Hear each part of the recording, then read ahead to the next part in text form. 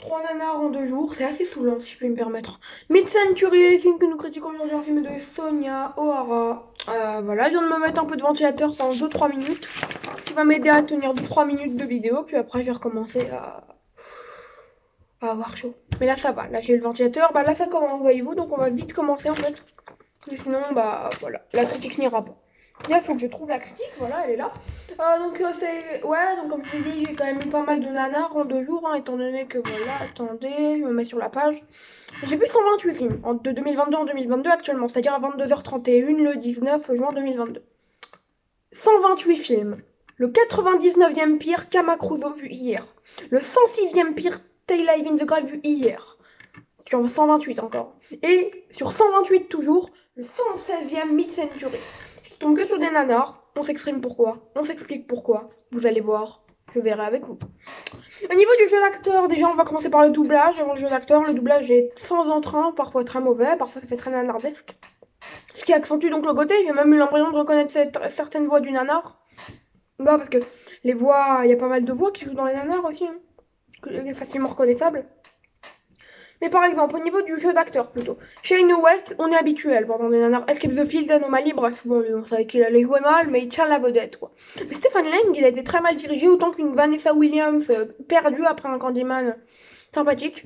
Non, je sais pas franchement ce qu'ils ont foutu. Hein. Stephen Lang, qu'on avait quand même vu, bon, dans le très mauvais, c'est un avis personnel, Don Brett, Don Bress, que j'avais pas trop que j'avais assez peu aimé. Et bien entendu, Don Brest 2 qui est incroyable, qui est magique. Au niveau des musiques, la bande son, faut pas s'attendre à plus que du classique. Hein, la BO est pas marquante, quoi, si je peux me permettre. Au niveau des personnages, les personnages sont principaux, surtout tout simplement abrutis, très mal construits. Les personnages secondaires sont clichés, c'est des nanars personnages. Ouais. On n'est pas plus que sur des nanars, des personnages faits pour des nanars. Rien que tu remarques au niveau des policiers, tu remarques au niveau de la petite amie, tu remarques au niveau des fantômes, tout est fait pour un nanar.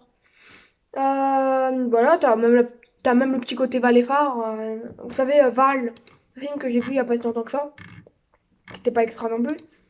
Alors, après, au niveau de l'histoire, le film, dès le départ, il est pas d'une grande subtilité. Hein. Il manque d'une subtilité dans ses sujets. Attendez, je recherche un truc.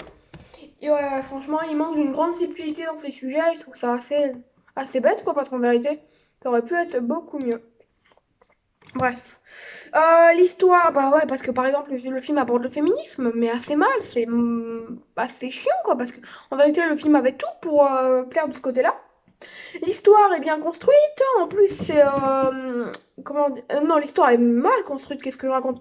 L'histoire est mal construite, en plus, c'est rocambolesque. De base, moi j'aime bien le rocambolesque, mais quand c'est fait comme ça, non, mais excusez-moi, bon, ça fait 3 minutes, là, je commence à avoir chaud. Après, et puis l'histoire des fantômes, là, non mais c'est d'un foutraque, si vous voulez, j'aime bien le foutraque. Moi, l'un de mes 50 films préférés de l'année sur 128, c'est déjà pas mal. 49e, je crois, sans issue, était pas trop mal dans le niveau burlesque. Alors, pas dans le niveau burlesque, mais dans le niveau rocambolesque, plutôt. Burlesque ne convient pas. Anxiété, gore, de scènes mystères.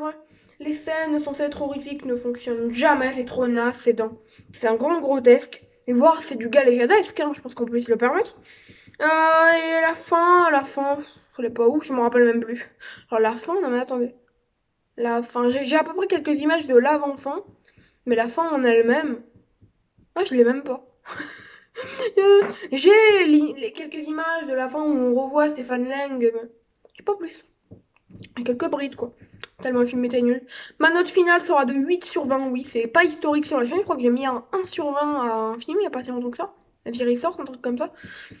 Ciao, c'était Martin Mega, vous l'aurez compris, Mid-Century, je vous le conseille pas du tout. Après, vous pouvez le voir, franchement, si vous le tentez, moi je tente. Moi j'ai bien tenté. Alors pourtant, je savais pas que le film allait être nul. Ah oui, d'ailleurs, moi je savais pas que le film allait être nul parce que j'ai connaissais que le casting.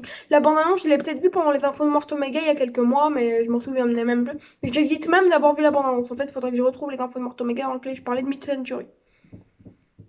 Les films que je vous prochainement seront sans doute post-mortem. Je vais peut-être voir Ari Aster, mon réalisateur préféré, vraiment physique. Au Champs-Élysées Film Fest, on verra. Je vous ferai, pour le film surprise, c'est la masterclass. Je ferai une critique du film, s'ils disent le nom au bout d'un moment. Ciao, c'est Martin Mega. Prenez soin de vous et moi je prends soin de moi. Et je voudrais vous dire que Pizza Theory, je vous le conseille pas, mais essayez et on verra.